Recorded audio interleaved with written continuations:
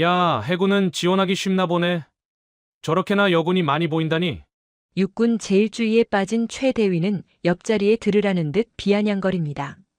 해군 놈들은 배 타고 유람이나 다니면서 수당은 다 챙겨 먹잖아.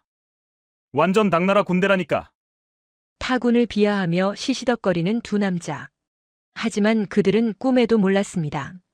자신들이 조롱하던 이 여성이 오늘 그들이 목숨 걸고 준비한 4천억짜리 사업의 생살 여탈권을 쥔 합동참 모본부의 수석 평가관이라는 사실을 말이죠.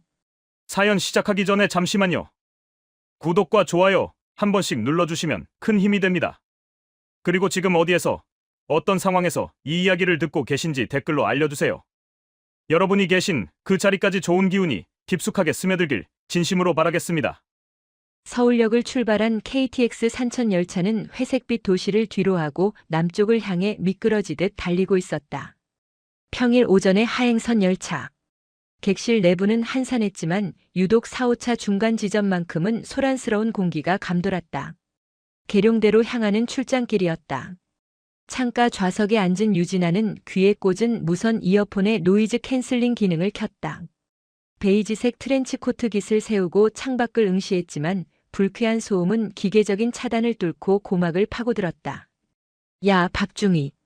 너 이번 프레젠테이션 자료 확실하게 검수했어? 네, 최 대위님. 어제 밤새워서 오타 하나까지 다 잡았습니다. 이번 사업 예산이 얼만데 실수하면 작살납니다. 작살나는 정도로 안 끝나지. 이거 사단장님 아니 참모총장님 관심사항이야. 육군이 주도권 잡느냐 못 잡느냐가 걸린 건데. 통로를 사이에 두고 유진아의 옆 라인에 앉은 두 남자였다. 짧게 친 머리, 다림질이 잘 된 전투복, 그리고 그 위에 걸친 야전 상의. 육군 전투복을 입은 그들의 어깨에는 각각 대위와 중위의 계급장이 붙어 있었다. 유진아는 힐끔 그들을 곁눈질했다. 육군본부 마크.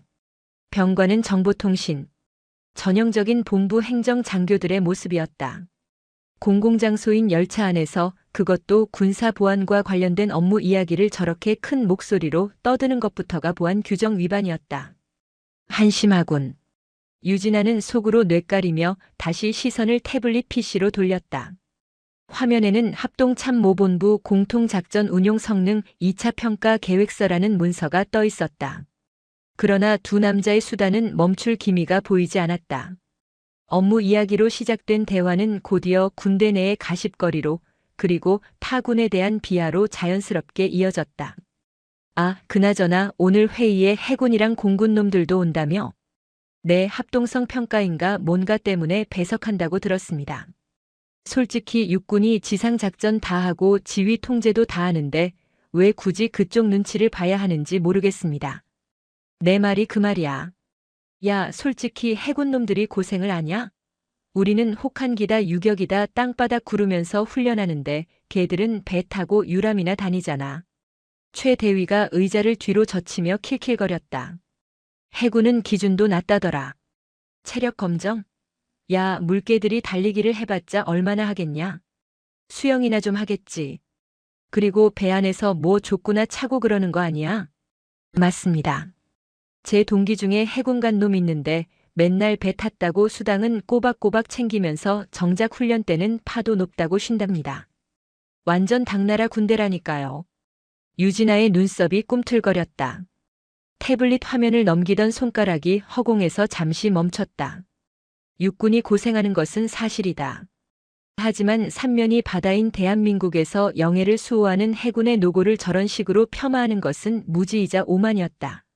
흔들리는 경랑 속에서 쪽잠을 자며 수개월씩 땅을 밟지 못하는 고통을 저 육상 근무자들이 알 리가 없었다. 하지만 유진아는 대응하지 않았다. 똥이 무서워서 피하나 더러워서 피하지. 저런 수준 낮은 도발에 일일이 반응하기에는 그녀가 오늘 처리해야 할 업무의 무게가 너무 무거웠다. 그때였다. 최 대위의 시선이 창밖을 보는 유진아에게 꽂혔다.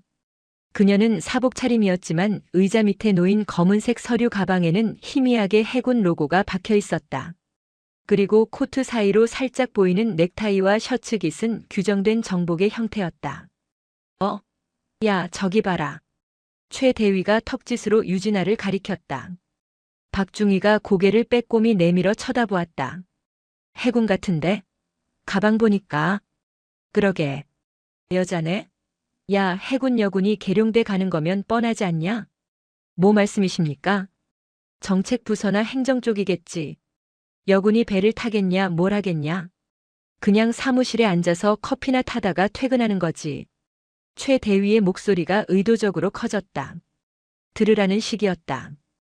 유진아는 미동도 하지 않고 태블릿 화면만 응시했다. 무시가 최선의 방어라고 생각했다. 그러나 그 침묵은 그들에게 승리감만 안겨준 꼴이 되었다. 야, 박중희. 너 그거 아냐? 여군 장교 선발할 때 체력 검정 기준이 얼마나 낮은지. 아, 들었습니다. 팔굽혀펴기 무릎 대고 한다면서요? 솔직히 그게 군인입니까? 조무사지. 그러니까 말이야. 그래놓고 월급은 똑같이 받아요. 남군들은 뼈 빠지게 작업하고 당직 서는데 여군들은 당직도 잘 안 세우잖아. 생색은 다 내고 힘든 건 쏙 빠지고. 오늘 오는 해군 수준도 딱 보이네. 맞춰주느라 우리가 고생 좀 하겠다. 유진아는 태블릿의 전원 버튼을 눌러 화면을 껐다. 검은 화면 위로 자신의 무표정한 얼굴이 비쳤다. 참는데도 한계가 있었다. 그녀는 천천히 고개를 돌려 통로 건너편의 두 남자를 응시했다. 최 대위와 눈이 마주쳤다. 그는 당황하기는커녕 미소를 지으며 유진아를 위아래로 훑어보았다. 코트 때문에 계급장은 보이지 않았다. 하지만 최 대위의 뇌내 망상 속에서 그녀는 이미 갓 임관에서 어리버리한 소위이거나 기껏 해야 중위 정도 되는 하급 장교였다. 나이로 보나 기세로 보나 자신이 위라고 확신하는 눈치였다. 무슨 문제 있으십니까? 최 대위가 삐딱하게 물었다. 유진아는 차가운 목소리로 대답했다. 공공장소입니다. 정숙해 주시죠. 그리고 보안성 내용이 포함된 업무 대화는 자제하시는 게 좋을 것 같습니다. 그녀의 말투는 정중했지만 그 안에 담긴 힘은 날카로웠다. 최 대위의 표정이 순식간에 일그러졌다. 감히 타군에 그것도 여자가 자신에게 훈계를 한다는 사실을 받아들이기 힘든 모양이었다. 이봐요. 우리가 무슨 기밀을 누설했습니까? 그냥 우리 부대 이야기한 건데 그쪽이 무슨 상관이쇼? 그리고 보아하니 초임 장교 같은데 선배가 말하면 그냥 네 하고 듣지 무슨 토를 답니까? 초임 장교라. 유진아는 속으로 헛웃음을 삼켰다. 그녀의 임관 연도는 최 대위가 고등학생일 때였다. 초임인지 아닌지는 중요하지 않습니다. 군인으로서 품위를 지키라는 말씀입니다. 품위? 참나. 야, 박중희. 들었냐? 해군이 육군한테 품위 운운한다. 기가 막혀서. 박중희가 옆에서 거들었다. 저기요. 저희 대위님이시거든요. 타군이라도 상급자면 예우를 갖추셔야죠. 사복 입었다고 민간인 행세하시는 겁니까? 유진아는 더 이상 대꾸할 가치를 느끼지 못했다. 말이 통할 상대가 아니었다. 그녀는 다시 고개를 돌려 창밖을 바라보았다. 무시하네. 와, 요즘 군대 진짜 좋아졌다. 위아래도 없고. 최 대위가 혀를 차며 투덜거렸지만 유진아의 서늘한 기세에 눌려 더 이상 직접적인 시비는 걸지 못했다. 대신 그들의 뒷담화는 더욱 집요하고 치졸해졌다. 내버려둬라. 어차피 계룡대 가면 마주칠 일도 없는 행정병 수준일 텐데. 오늘 회의나 잘 준비하자. 저런 애들 상대해봤자 시간 낭비다. 맞습니다. 역시 대위님이 대인배이십니다. 열차는 서대 전역을 지나 계룡역을 향해 속도를 높였다. 창밖 풍경이 도시에서 한적한 시골로 바뀌었다. 유진아는 코트 주머니 속에 있는 신분증 케이스를 만지작거렸다. 합동참모본부 전력분석시험평가국. 평가의 과장 해군 중령 유진아. 오늘 그녀가 주관하는 회의는 육군이 사활을 걸고 있는 차세대 전술 지휘 통제체계 2차 운용 성능평가 회의였다. 수천억 원의 혈세가 들어가는 사업이 제대로 굴러갈지 아니면 전면 재검토가 될지를 결정하는 자리였다. 그리고 저 뒤에서 떠들고 있는 두 장교가 바로 그 사업의 실무 담당자들이었다. 재미있겠군. 유진아의 입가에 희미한 미소가 스쳤다. 안내방송이 흘러나왔다. 우리 열차는 잠시 후 계룡, 계룡역에 도착하겠습니다. 열차가 덜컹거리는 소리와 함께 속도를 줄였다. 승객들이 하나둘 짐을 챙기기 시작했다. 최 대위와 박중희도 주섬주섬 전투모를 챙겼었다. 그들은 내리는 순간까지 유진아의 뒤통수에 대고 들으라는 듯 웅얼거렸다. 해군은 셔틀버스 타는 줄도 모를걸? 택시나 타고 가라지. 낄낄거리는 웃음소리를 뒤로하고 유진아는 침착하게 가방을 챙겨 일어났다. 베이지색 트렌치코트 자락이 우아하게 흩날렸다. 계룡역 앞은 예상대로 혼잡했다. 매주 이 시간 되면 전국의 각 부대에서 차출된 장교들과 부사관들이 3군 본부로 몰려들었다. 여기저기서 경례 구호가 들려왔고 담배 연기가 뿌옇게 피어올랐다. 유진아는 역사를 빠져나오자마자 찬 공기를 깊게 들이마셨다. 익숙한 공기였다. 그녀는 잠시 멈춰서서 주위를 둘러보았다.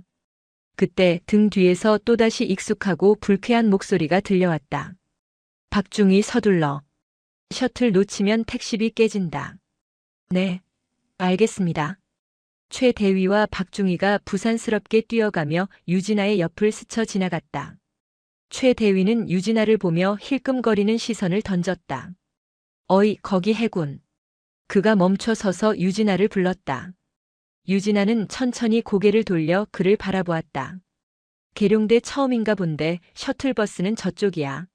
멍하니 서 있지 말고 따라오지 그래. 선배로서 자비 좀 베풀어준다.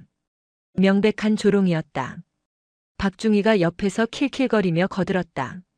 아, 대위님. 그냥 두시죠. 해군은 배 타고 다니니까 버스 멀미할지도 모릅니다. 유진아는 그들의 수준 낮은 도발에 대꾸하는 대신 무표정한 얼굴로 시계를 확인했다. 신경 써주셔서 감사합니다만 저는 제 갈 길 갑니다. 두 분이나 늦지 않게 가시죠. 하, 이것 봐라. 자존심은 있나 보네. 그래, 알아서 가봐. 일정문 가서 헌병들한테 잡히지나 말고. 최 대위는 비웃음을 남기고 박중희와 함께 파란색 군용 셔틀버스 쪽으로 달려갔다. 버스 앞에는 이미 줄이 길게 늘어서 있었다. 유진아는 그들이 버스에 짐짝처럼 끼어 타는 모습을 지켜보았다. 그리고는 주머니에서 휴대폰을 꺼냈다. 화면에는 김소령이라는 이름이 떠 있었다. 네, 김소령. 계룡역 앞이다. 필승. 평가관님, 지금 역사 앞 로터리로 진입했습니다. 검은색 KO 차량입니다. 알았다. 바로 탑승하지. 잠시 후 번호판에 육군, 해군, 공군 마크가 아닌 국방부 소속임을 알리는 표식이 붙은 검은색 세단이 유진아 앞에 미끄러지듯 멈췄다. 운전석에서 내린 말끔한 정복 차림의 해군 소령이 절도 있게 경례했다. 필승. 평가관님, 먼 길 오시느라 고생 많으셨습니다. 쉬어. 바로 출발하자. 회의 시간까지 여유가 별로 없어. 네, 알겠습니다. 제2회의실로 모시겠습니다. 아, 그리고 육군 측에서 준비한 자료가 어제 밤늦게 수정되었다고 연락이 왔습니다. 차에 오르며 유진아가 미간을 찌푸렸다. 또? 벌써 세 번째 수정 아닌가? 그렇습니다. 핵심 성능 지표 수치를 조금 조정했다고 하는데 아무래도 실측 데이터랑 차이가 나는 걸 억지로 맞추려는 눈치입니다. 뻔하군. 가면서 브리핑해봐. 차량은 부드럽게 출발하여 계룡대 진입로를 향해 달렸다. 유진아는 차창 밖으로 콩나물 시루처럼 꽉 찬 셔틀버스를 추월했다. 버스 창가에 얼굴을 구겨넣고 있던 최 대위의 모습이 스쳐 지나갔다. 그 시각 셔틀버스 안. 아, 좁아 터지겠네 진짜. 야, 박중희 좀 밀어봐. 죄송합니다. 뒤에서 계속 밉니다. 최 대위는 짜증 가득한 얼굴로 창밖을 내다봤다. 그때 갓길을 타고 빠르게 지나가는 검은색 세단 한 대가 눈에 들어왔다. 뒷좌석에 앉아 서류를 검토하는 여자의 옆모습이 찰나의 순간 스쳤다. 야, 방금 저 차. 네? 무슨 차 말입니까? 아까 그 해군 여자 아니냐? 방금 지나간 승용차에 탄 것 같은데. 박중희가 목을 빼고 봤지만 차는 이미 멀어지고 없었다. 에이, 설마요. 민간 택시겠죠. 해군 나부랭이가 관용차를 어떻게 탑니까? 그것도 계룡에서. 그렇지? 내가 잘못 봤겠지. 아까 그 태도 보니까 딱 봐도 어디 실무부대 행정관이나 될까 말까 한데. 최 대위는 고개를 저으며 땀을 닦았다. 그나저나 오늘 평가관이 누구라더라? 합참에서 온다고. 네. 소문으로는 저승사자라고 불리는 사람이랍니다. 타협이 없대요. 작년에 공군 사업 하나도 그 사람한테 걸려서 전면 백지화됐다고 들었습니다. 재수없게 걸려도 꼭. 야, 근데 육군 사업인데 감히 딴지 걸겠냐? 우리 뒤에 육군 참모 차장님이 계시는데. 맞습니다. 그냥 형식적인 절차겠죠. 저희가 준비한 자료가 완벽하지 않습니까? 그래. 오늘만 넘기면 우리도 고과 점수 빵빵하게 챙기는 거다. 오늘 저녁에 회식이나 거하게 하자. 두 남자는 김칫국을 사발로 들이키며 킬킬거렸다. 버스는 덜컹거리며 계룡대 제1정문을 향해 굴러갔다. 자신들을 기다리고 있는 것이 회식이 아니라 지옥의 불구덩이임을 알지 못한 채 계룡대 제1정문 앞 웅장한 위용을 자랑하는 3군 본부 입구는 보안 검색을 위해 늘어선 줄로 인산인해를 이루고 있었다. 유진아가 탄 관용 차량은 VIP성 장군 및 주요 직위자 전용 차선을 통해 헌병의 거수 경례를 받으며 막힘없이 통과했다. 그녀는 이미 차 안에서 정복 재킷으로 갈아입고 넥타이를 매무새 좋게 고친 상태였다. 하지만 본청 건물로 들어가기 전 유진아는 운전병에게 잠시 차를 세우라고 지시했다. 잠깐 방문자 센터 쪽에 들렀다 가자. 김소령, 자네는 먼저 회의실 가서 세팅 확인해. 네. 평가관님 직접 가시려고요? 그냥 바로 회의실로 가셔도. 확인할 게 있어서 그래. 5분이면 돼. 유진아는 차에서 내려 방문자 센터 쪽으로 걸어갔다. 사실 확인할 것은 없었다. 다만 아까 기차와 셔틀버스에서 겪은 불쾌함이 그녀의 발길을 이곳으로 이끌었다. 그녀는 본능적으로 그 두 남자가 이곳을 거쳐갈 것임을 알고 있었다. 예상대로였다. 셔틀버스에서 내린 최 대위와 박중희가 헐레벌떡 방문자 센터 쪽으로 뛰어오고 있었다. 그들은 출입증 교부 절차 때문에 줄을 서야 했다. 그때 유진아를 발견한 최 대위의 눈이 커졌다. 야, 저기 봐. 쟤 또 있네. 박중희가 숨을 헐떡이며 쳐다보았다. 유진아는 한 손에 서류 가방을 든 채 방문자 센터 입구 옆에 서서 무언가 기다리는 척하고 있었다. 코트는 벗어서 팔에 걸쳤지만 셔츠 위에 입은 짙은 남색 카디건 때문에 계급장은 여전히 잘 보이지 않았다. 최 대위가 다가오며 씩 웃었다. 꺼봐. 내가 뭐랬냐? 택시 타고 와봤자 여기서 줄 서야 된다니까. 그들은 유진아의 앞을 가로막고 섰다. 마치 길을 알려주는 척 시비를 걸기 위해서였다. 어이, 해군 아가씨. 출입 신청은 했어? 여기 아무나 들어가는 데 아니야. 유진아는 대답 없이 그들을 바라보았다. 그 무심한 눈빛이 최 대위의 심기를 또 건드렸다. 사람이 말을 하면 대답을 해야지. 귀에 이어폰 꽂았냐? 오늘 해군 쪽 사람들 수준 맞춰줘야겠네, 진짜. 박중희도 한마디 거들었다. 그는 주위를 둘러보며 일부러 큰 소리로 말했다. 계룡대엔 별별 사람이 다 오네. 대위님, 그냥 가시죠. 길 잃어버려서 울고 있으면 헌병들이 알아서 내보내겠죠. 그래. 야, 너 계룡대 안에서 길 잃으면 큰일 난다. 여기 산이라서 멧돼지 나와. 조심해라. 자기들끼리 낄낄거리며 유진아를 지나쳐 건물 입구로 향했다. 그들의 등 뒤에서 유진아가 나직하게 하지만 또렷하게 말했다. 길은 그쪽들이 잃은 것 같은데. 최 대위가 멈칫하며 뒤를 돌아보았다. 뭐라고? 시간 아까운 사람들이네. 서두르는 게 좋을 겁니다. 회의실 문 닫히면 국물도 없으니까. 유진아는 그 말을 끝으로 그들을 지나쳐 입구로 향했다. 저게 진짜 돌았나?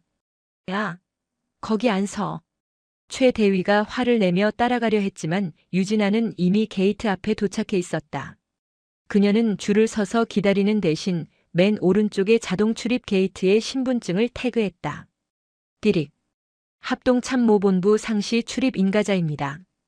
경쾌한 기계음과 함께 게이트가 열렸다. 헌병이 그녀를 보고 벌떡 일어나 거수 경례를 붙였다. 충성. 수고하십니다.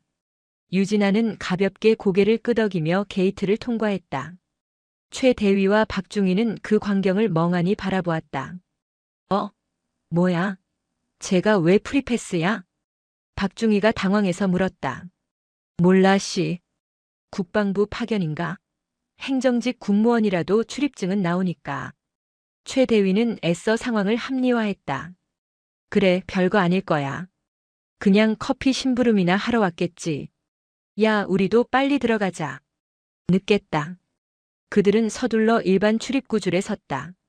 하지만 그들의 머릿속에는 방금 전 유진아의 당당한 뒷모습과 헌병의 깍듯한 경례가 잔상처럼 남아 찜찜함을 남겼다.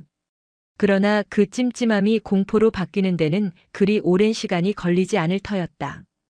육군본부 본청 3층 제2대회의실. 공기는 무거웠고 긴장감으로 가득 차 있었다. 회의실 중앙에는 차세대 전술 지휘 통제 체계 2차 운용 성능 평가라는 현수막이 걸려 있었다. 회의실 안은 이미 별들의 전쟁터였다.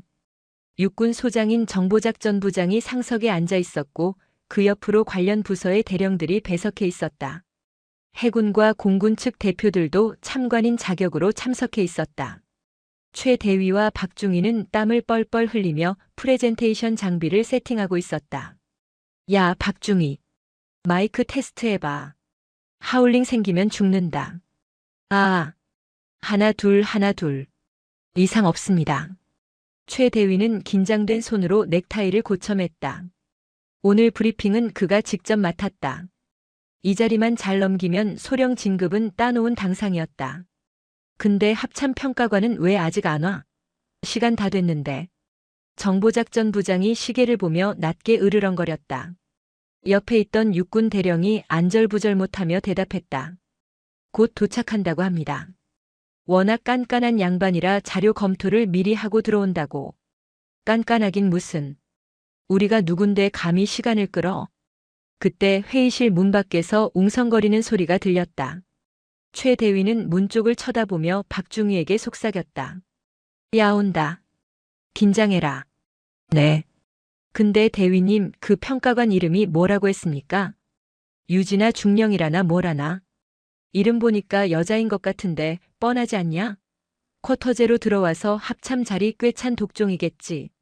아, 그렇습니까? 그럼 뭐 적당히 비위 맞춰주면 되겠네요. 여자들이 또 감성적인 호소에 약하지 않습니까? 크크, 그래. 우리가 준비한 육군의 헌신 영상 한번 틀어주면 감동해서 통과 도장 찍어줄 거다. 두 사람은 킥킥거리며 서로 눈짓을 주고받았다.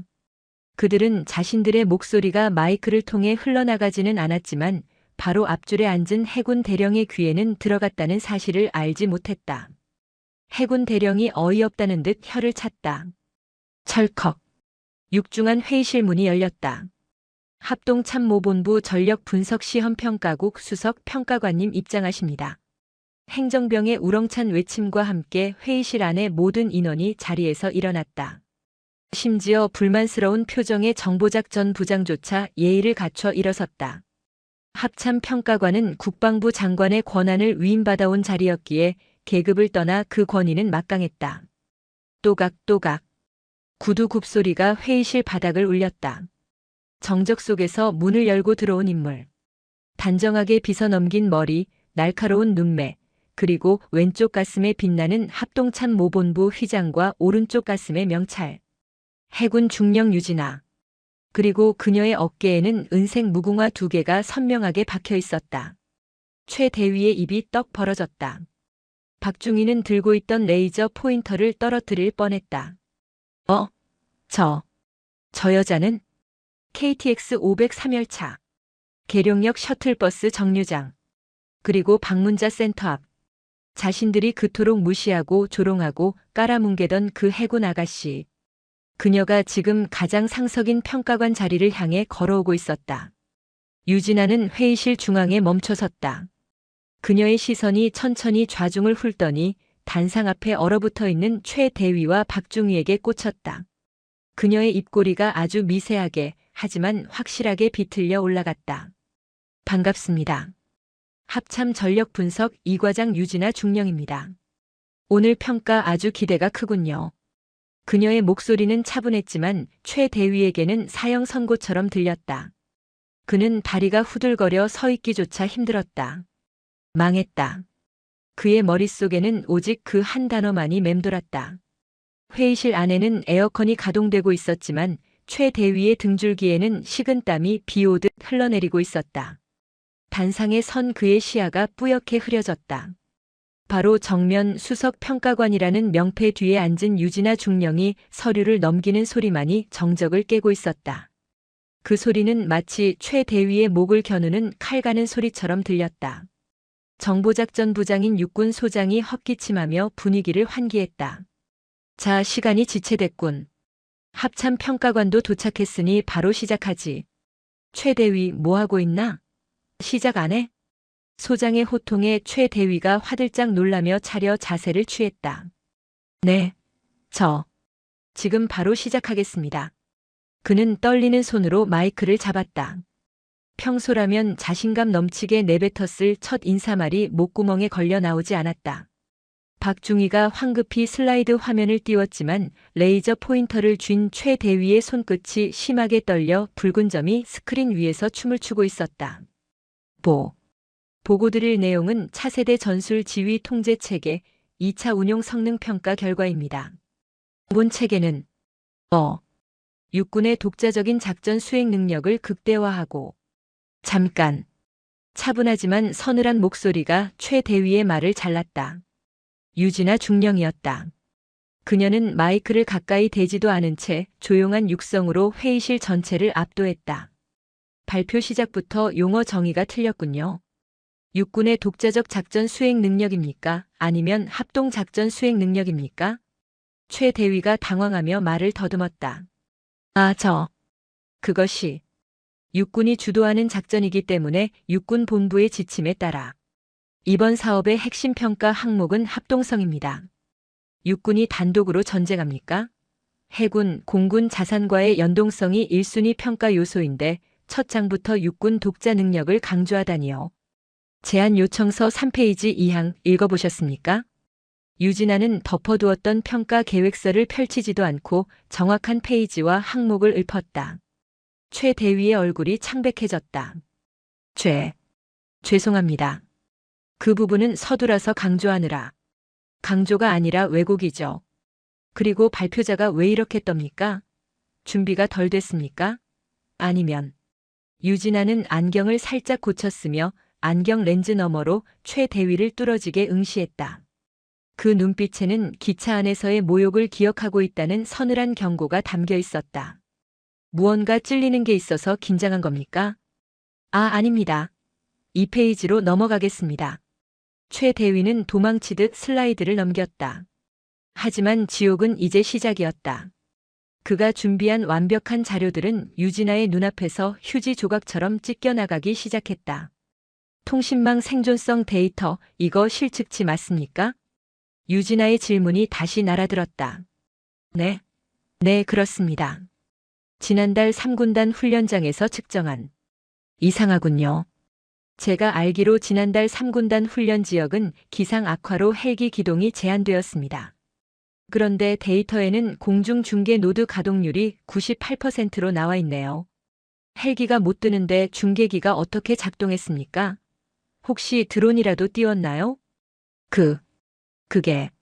최 대위의 눈동자가 갈 곳을 잃고 흔들렸다. 사실은 기상 악화로 데이터 수집을 못해서 작년 데이터를 적당히 가공해서 넣은 것이었다. 행정직 여군 따위가 알 리 없다고 생각했던 현장의 날씨와 훈련 상황까지 그녀는 꿰뚫고 있었다. 배석한 육군 소장의 표정이 험악하게 일그러졌다. 최 대위, 똑바로 대답 못해? 자네 저번 보고 때는 문제 없다며. 아닙니다, 부장님. 그게 시뮬레이션 수치를 일부 보정한 것입니다. 보정? 유진아의 입꼬리가 올라갔다. 시뮬레이션 수치를 실측치인 것처럼 보고서에 기재하는 걸 육군에서는 보정이라고 부릅니까?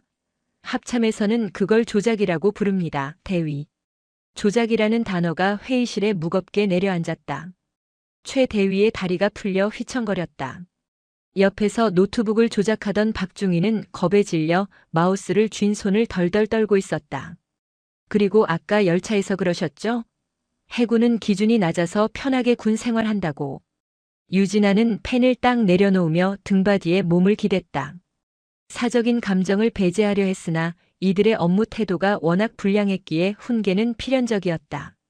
기준이 낮은 건 해군이 아니라 데이터를 조작하고도 넘어갈 수 있다고 믿는 귀관들의 보안 의식 아닙니까? 육군의 명예를 실추시키는 건 타군이 아니라 바로 당신들 같은 실무자입니다. 최 대위는 숨이 막혀왔다. 그녀는 단순히 꼬투리를 잡는 게 아니었다. 팩트로 뼈를 때리고 논리로 살을 발라내고 있었다. KTX 안에서 낄낄거리며 뱉었던 그 모든 오만방자한 말들이 부메랑이 되어 돌아와 그의 목을 조르고 있었다. 계속해 보시죠. 또 어떤 창의적인 소설을 써오셨는지 드러나 봅시다. 유진아의 차가운 지시에 최 대위는 울고 싶은 심정으로 다음 장을 넘겼다. 하지만 스크린에 뜬 복잡한 통신망 구성도는 이미 그의 구명줄이 아니라 교수대 밧줄처럼 보였다. 회의는 점차 평가가 아닌 일방적인 난타전으로 변해가고 있었다. 최 대위와 박중희가 밤새워 준비했다던 그리고 오타 하나까지 다 잡았다고 자부했던 프레젠테이션 자료는 유진아의 날카로운 분석 앞에서 너덜너덜해졌다. 15페이지 해안경계 부대와의 데이터 링크 연동성 부분입니다. 유진아가 레이저 포인터로 스크린의 한 구석을 가리켰다. 육군 경비정 및 해안 레이더와의 연동은 완벽하다고 되어 있군요. 그런데 해군 함정과의 직접 통신은 왜 추후 개발로 미뤄뒀습니까? 최 대위는 이미 땀으로 목욕을 한 상태였다. 혀가 말라붙어 입천장에 쩍쩍 달라붙었다. 해군 함정의 통신 체계와 육군의 주파수 대역이 달라서 기술적인 난이도 때문에 2단계 사업으로 분류했습니다. 기술적 난이도요? 유진아가 헛웃음을 터뜨렸다. 박중희. 그녀가 갑자기 박중희를 호명했다. 멍하니 있던 박중희가 소스라치게 놀라며 일어났다. 네. 중희 박민수. 귀관, 아까 열차 안에서 그랬죠. 해군이 당나라 군대라고. 배 타고 유람이나 다닌다고. 박중희의 얼굴이 흑빛이 되었다. 육군 소장을 비롯한 모든 고위 장교들의 시선이 박중희에게 꽂혔다. 소장의 눈에서 살기가 뿜어져 나왔다. 그 유람 다니는 해군 함정들은 이미 3년 전부터 3군 합동 데이터 링크를 운용 중입니다. 육군이 기술적 난이도 핑계대며 미루고 있는 걸 해군은 이미 실전 배치해서 쓰고 있다고요. 그런데 육군 통신 장교라는 사람들이 그걸 모르고 추후 개발이라고 써놨습니까? 이건 무능한 겁니까? 아니면 직무유기입니까? 유진아는 가차없었다. 그녀는 태블릿 PC를 들어 무언가를 조작하더니 회의실 메인 스크린에 새로운 자료를 띄웠다. 해군의 최신의 이지스함과 공군의 조기 경보기, 그리고 육군의 미사일 부대가 실시간으로 데이터를 주고받는 훈련 로그였다. 보시다시피 해군과 공군은 이미 통합되어 있습니다.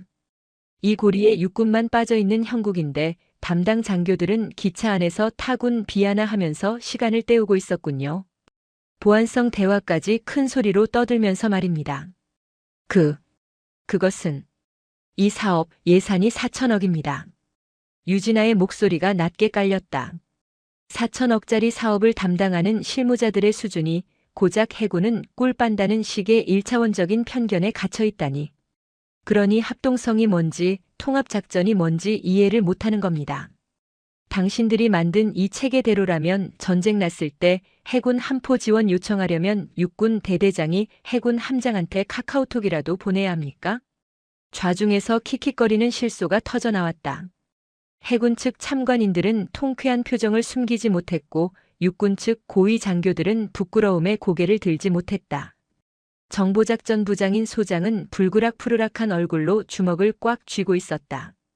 그는 지금 당장이라도 저 멍청한 대위와 중위의 계급장을 뜯어버리고 싶은 충동을 억누르고 있었다. 유진아는 마지막 결정타를 날렸다. 그리고 45페이지 예산 산출 내역. 박중희가 오타 하나까지 다 잡았다고 큰 소리치던데. 박중희는 이제 거의 울기일보 직전이었다. 단가 산출 근거가 작년 환율 기준이네요. 지금 환율이 얼마나 올랐는데 작년 기준으로 잡습니까? 이러면 사업 착수하자마자 예산 부족으로 중단됩니다. 기본 중에 기본도 확인 안 하고 보고서를 올립니까? 이게 당신들이 말한 육군 엘리트의 수준입니까? 죄송합니다. 시정하겠습니다. 시정으로 될 문제가 아닙니다. 이 보고서는 신뢰성을 완전히 상실했습니다. 유진아는 가져온 서류철을 탁 덮어버렸다. 그 소리가 마치 판사의 의사봉 소리처럼 회의실을 울렸다. 이따위 엉터리 자료로 합참 승인을 받으러 오다니. 저를, 아니 합동참모본부를 뭘로 보신 겁니까? 그냥 와서 도장이나 찍어주는 거수기인 줄 알았습니까? 최 대위는 고개를 푹 숙인 채 아무 말도 할 수 없었다. 그의 오만함은 바닥에 떨어져 짓밟혔고 그가 믿었던 육군 제1주의는 실력 없는 자들의 허상임이 만천하에 드러났다. 잠시 정회하겠습니다. 10분 뒤에 평가 결과를 종합하여 통보하겠습니다. 육군 측은 변명할 시간이라도 가지시죠. 유진아는 냉정하게 선언하고 자리에서 일어났다. 그녀가 회의실을 빠져나가자마자 폭풍우가 몰아칠 듯한 침묵이 깨졌다. 유진아가 회의실 옆에 마련된 평가관 대기실로 사라지자마자 회의실 문이 닫혔다. 그리고 그 안에서 천둥 같은 고함이 터져나왔다. 야, 이 새끼들아. 정보작전부장이 자리를 박차고 일어나 단상으로 뛰어 올라갔다. 그는 들고 있던 지휘봉으로 단상을 내리쳤다. 팍! 하는 소리와 함께 지휘봉이 부러져 나갔다. 너희들이 제정신이야. 데이터를 조작해? 거기다 합참평가관 앞에서 타군 비하를 했다고. 그것도 기차 안에서 다 들리게. 죄송합니다. 부장님, 죽을 죄를 지었습니다. 최 대위와 박중희는 바닥에 머리를 박을 기세로 90도로 허리를 숙였다. 소장은 넥타이를 거칠게 풀어헤치며 씩씩거렸다. 너희 때문에 육군 망신을 아주 개망신을 줬어. 4천억짜리 사업 날아가게 생겼다고. 내 얼굴에 먹칠을 해도 유분수지 감히 어디서 그따위 저질스러운 언행을 하고 다녀. 옆에 있던 대령이 조심스럽게 소장을 말렸다. 부장님, 일단 고정하십시오. 밖에서 다 듣습니다. 듣게 놔둬. 아주 군복을 벗겨버려야 정신을 차리지. 소장은 분을 사귀지 못하고 씩씩대다가 최 대위를 노려보았다. 너 지금 당장 가서 빌어. 무릎을 꿇든 대가리를 박든 어떻게든 평가관 마음 돌려놔. 만약 오늘 부적합 판정 나오면 너희 둘은 군법 회의 갈 줄 알아. 알았어. 네. 알겠습니다. 당장 다녀오겠습니다. 최 대위와 박중희는 도망치듯 회의실 뒷문으로 빠져나왔다. 복도로 나온 최 대위는 다리가 풀려 벽을 짚었다. 얼굴은 사색이 되어 있었고 입술은 파르르 떨렸다. 대위님, 어떡합니까? 저희 진짜 영창 가는 거 아닙니까? 박중희가 울먹이며 물었다. 시끄러. 빨리 따라와. 대기실 가서 빌어야지. 두 사람은 평가관 대기실 앞으로 달려갔다. 문 앞에는 해군 소령이 굳건히 지키고 서 있었다. 김소령님. 평가관님께 잠시 드릴 말씀이 있어서 왔습니다. 한 번만 뵙게 해주십시오. 최 대위가 비굴한 웃음을 지으며 부탁했다. 아까 셔틀버스 정류장에서 유진아에게 택시나 타고 가라고 비웃던 그 기세는 온데간데 없었다. 김소령은 차가운 눈으로 그들을 내려다보았다. 평가관님께서는 휴식 중이십니다. 그리고 평가 중에 사적인 접촉은 오해를 살 수 있어 금지되어 있습니다. 아니, 제발 좀 부탁드립니다. 저희 목숨이 달린 일이라서 그럽니다. 잠깐이면 됩니다. 네? 최 대위가 거의 매달리듯 사정했다. 그때 대기실 안에서 유진아의 목소리가 들려왔다. 들여보내세요. 김소령이 잠시 망설이다가 문을 열어주었다. 들어가십시오. 용건만 간단히 하시는 게 좋을 겁니다. 대기실 안으로 들어선 두 사람은 소파에 앉아 차를 마시고 있는 유진아를 보았다. 그녀는 그들을 쳐다보지도 않고 찻잔만 응시하고 있었다. 평가관님, 정말 죄송합니다. 최 대위와 박중희가 동시에 큰 소리로 외치며 고개를 숙였다. 저희가 미쳤었습니다. 눈이 삐어서 평가관님을 못 알아보고 입이 방정이라 쓸데없는 소리를 짓거렸습니다. 한 번만 용서해 주십시오. 못 알아봤다면 용서가 됩니까? 유진아가 찻잔을 내려놓으며 천천히 고개를 들었다. 제가 합참 평가관이 아니라 진짜 갓 임관한 해군 소위였다면 혹은 힘없는 민간인 여성이었다면 당신들의 그 무례함은 정당화되는 겁니까? 아닙니다. 절대 아닙니다. 저희가 생각이 짧았습니다. 짧은 게 아니라 썩은 거겠죠. 유진아는 자리에서 일어나 그들 앞으로 다가갔다. 두 남자는 저도 모르게 뒷걸음질 쳤다. 당신들은 오늘 저에게 실수한 게 아닙니다.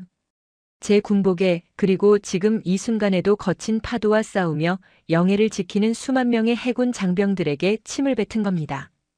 그녀의 목소리에는 분노보다 더 깊은 경멸이 담겨 있었다. 사적인 사과는 받지 않겠습니다. 공적인 평가는 공적으로만 처리합니다. 나가보세요. 평가관님 제발. 이번 사업 부적합 나오면 저희는 끝입니다. 살려주십시오. 시키시는 건 뭐든지 하겠습니다. 최 대위가 눈물 콧물을 쏟으며 애원했다. 박중희도 옆에서 손이 발이 되도록 빌었다. 유진아는 차갑게 그들을 내려다보았다. 시키시는 건 뭐든지 하겠다고요? 네, 뭐든지 하겠습니다. 그럼 군인답게 책임을 지세요. 그게 당신들이 할 수 있는 유일한 일입니다. 유진아는 단호하게 등을 돌렸다. 김소령, 회의 재개한다고 전해. 그녀의 뒷모습은 거대한 벽처럼 보였다. 최 대위와 박중희는 바닥에 주저앉을 뻔한 다리를 억지로 지탱하며 절망적인 표정으로 대기실을 나갔다. 그들에게 남은 것은 파멸뿐이었다. 오후 4시 30분. 약속된 정회 시간이 끝나고 다시 회의실에 무거운 정적이 감돌았다. 공기는 이전보다 훨씬 차갑고 날카로웠다. 최 대위와 박중희는 죄인처럼 고개를 푹 숙인 채 단상 한 구석에 서 있었다. 그들의 등 뒤는 이미 식은 땀으로 흥건히 젖어 전투복색이 진하게 변해 있었다. 정보작전부장을 비롯한 육군 측 고위 장교들의 표정은 굳어 있었다. 그들은 이미 직감하고 있었다. 이번 판이 완전히 깨졌다는 것을. 유진아가 다시 평가관석에 앉았다. 그녀는 천천히 안경을 벗어 닦은 뒤 다시 착용했다. 그 일련의 동작 하나하나가 최 대위에게는 숨막히는 고문이었다. 총평을 시작하겠습니다. 유진아의 건조한 목소리가 마이크를 타고 회의실 전체에 울려 퍼졌다. 본 사업 차세대 전술 지휘 통제 체계 2차 운용 성능 평가는 우리 군의 미래 합동 작전 능력을 좌우할 중대한 사안입니다. 따라서 본 평가관은 기술적 완성도뿐만 아니라 운용 주체의 합동 작전 수행 의지 또한 핵심 평가 요소로 고려하였습니다. 그녀는 서류 한 장을 집어들었다. 기술적 평가. 통신망 생존성 데이터 조작 의심, 예산 산출 근거의 오류, 타군 자산과의 연동성 미비. 이것만으로도 본 사업은 전투용 부적합 판정을 피하기 어렵습니다. 전투용 부적합. 군무기 체계 평가에서 나올 수 있는 최악의 결과였다. 수천억 원의 예산이 투입된 사업이 이 판정 하나로 공중분해될 위기에 처한 것이다. 정보작전부장의 얼굴이 흑빛이 되었다. 하지만 유진아의 시선이 최 대위와 박중희를 향했다. 더 심각한 문제는 정성적 평가 항목입니다. 이 사업의 실무 책임자들은 합동성이라는 개념 자체를 이해하지 못하고 있습니다. 그녀는 잠시 뜸을 들였다가 차갑게 쏘아붙였다. 오늘 오전 KTX 503열차와 계룡대 셔틀버스, 그리고 방문자 센터에서 목격된 실무 장교들의 언행은 충격적이었습니다. 타군에 대한 근거 없는 비하, 여성 장교에 대한 성차별적 발언, 그리고 공공장소에서의 보안 불감증. 좌중이 술렁거렸다. 설마 그 이야기를 공식 석상에서 꺼낼 줄은 몰랐던 것이다. 해군은 기준이 낮다, 배 타고 유람이나 다닌다, 여군은 행정이나 본다. 이런 왜곡된 인식을 가진 실무자들이 만든 시스템이 과연 전시의 해군, 공군과 유기적으로 연동될 수 있겠습니까? 파트너를 경멸하는 자들이 만든 시스템은 필연적으로 고립될 수밖에 없습니다. 유진아는 펜을 들어 평가서 맨 마지막 장에 서명했다. 펜촉이 종이를 긁는 소리가 사형 선고처럼 들렸다. 따라서 합동참모본부 전력분석시험평가국은 본 사업에 대해 전투용 부적합 판정을 내림과 동시에 해당 실무진의 전면 교체 및 재발 방지 대책이 수립되기 전까지 사업의 전면 보류를 건의합니다. 꽝. 망치가 내려쳐졌다. 최 대위는 다리에 힘이 풀려 그 자리에 주저앉고 말았다. 박중희는 소리 없이 눈물만 흘리고 있었다. 이상입니다. 유진아가 서류를 덮었다. 완벽하고도 잔인한 그러나 더할 나위 없이 공정한 판결이었다. 회의가 종료되고 유진아와 해군 참관단이 퇴장하자마자 회의실 문이 굳게 잠겼다. 폭풍은 유진아가 나간 직후에 터졌다. 이게만도 못한 새끼들아. 참고 참았던 정보작전부장이 폭발했다. 그는 자신의 모자를 벗어 최 대위의 얼굴을 향해 집어던졌다. 모자에 맞은 최 대위가 비명을 지르며 바닥을 굴렀다. 너희 때문에. 너희 그 썩어 빠진 주둥아리 때문에 4천억이 날아갔어. 내 진급도 날아갔고. 소장은 분을 이기지 못해 씩씩거렸다. 그의 얼굴은 혈압이 올라 터질 듯 붉게 달아올라 있었다. 배석했던 대령들도 이번만큼은 실무자들을 감싸줄 수 없었다.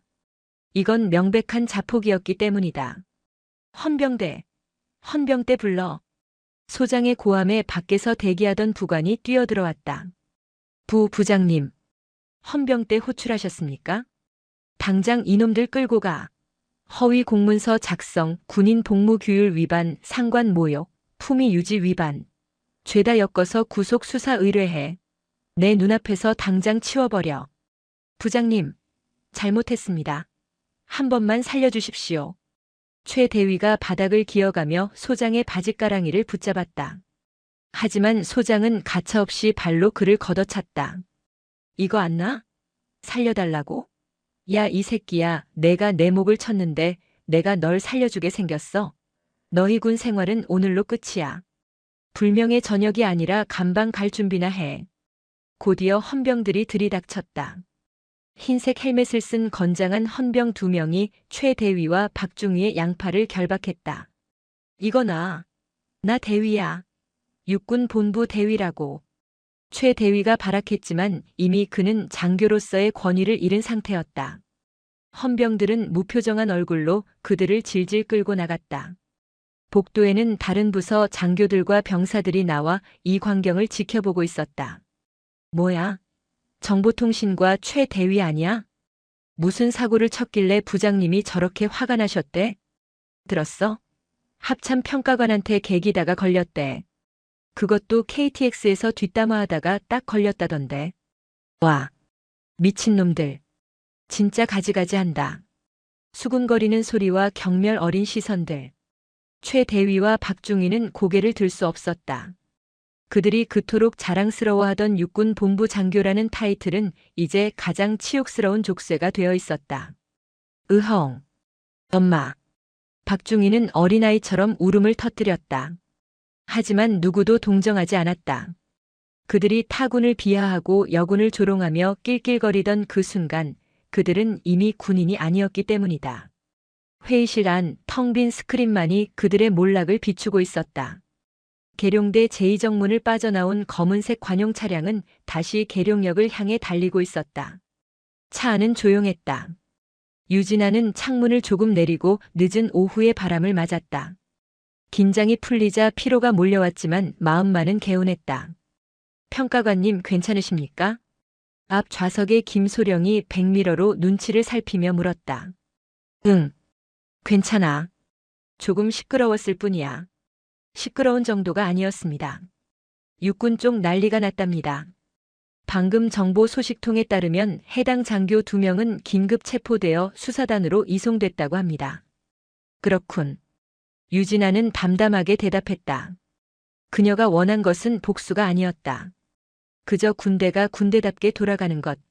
무능과 오만이 실력을 덮지 않는 것. 그것뿐이었다. 계룡역에 도착한 유진아는 김소령을 돌려보내고 대합실로 들어갔다. 서울행 KTX 열차를 기다리는 동안 그녀는 자판기 커피 한 잔을 뽑았다. 종이컵에서 피어오르는 따뜻한 김을 바라보며 그녀는 아침의 일을 회상했다. 해군은 기준이 낮다더라. 여군은 어차피 행정직만 하잖아. 그들의 말은 틀렸다. 기준은 낮지 않다. 다만 그 기준을 지키는 방식이 다를 뿐이다. 보이지 않는 바다에서 좁은 함정에서 레이더 화면 앞에서 묵묵히 자신의 자리를 지키는 그 모든 기준들이 모여 이 나라를 지탱하고 있었다. 선배? 그때 누군가 그녀를 불렀다. 고개를 돌려보니 해군 정복을 입은 동기 이중령이 다가오고 있었다. 이중령. 여기서 보네? 자네도 출장인가? 응. 예산회의 때문에. 너 오늘 육군 쪽 뒤집어 놨다며? 소문이 여기까지 파다해. 합참의 저승사자가 계룡대에 강림했다던데? 이중령이 킬킬거리며 농담을 던졌다. 유진아는 픽 웃으며 커피를 한 모금 마셨다. 저승사자는 무슨. 그냥 청소 좀 하고 가는 길이야. 먼지가 너무 쌓여 있길래. 멋지다 유진아. 역시 수석 졸업은 다르네. 덕분에 우리 해군 쪽 사기가 아주 하늘을 찌른다. 고맙다. 고맙긴. 밥이나 사. 안내방송이 흘러나왔다. 서울행 KTX 열차가 들어오고 있습니다. 유진아는 빈 종이컵을 쓰레기통에 버리고 가방을 챙겼다. 승강장으로 내려가는 그녀의 발걸음은 올 때보다 훨씬 가벼웠다. 열차에 오른 그녀는 자신의 자리를 찾아 앉았다. 4호차 7호석. 공교롭게도 아침에 앉았던 그 자리였다. 하지만 이제 통로 건너편 8시, 8D석은 비어 있었다. 시끄럽게 떠들던 두 남자는 없다. 그 빈자리가 주는 고요함이 평화로웠다. 유진아는 창밖을 바라보았다. 붉게 물드는 노을 사이로 계룡산의 능선이 스쳐 지나갔다. 군복을 입는다는 건 그 무게를 견딘다는 것. 그녀는 마음속으로 되뇌며 다시 이어폰을 귀에 꽂았다. 이번에는 노이즈 캔슬링을 켤 필요가 없었다. 방해하는 소음은 이제 어디에도 없었으니까. 열차는 어둠이 내리기 시작한 도시를 향해 거침없이 질주했다.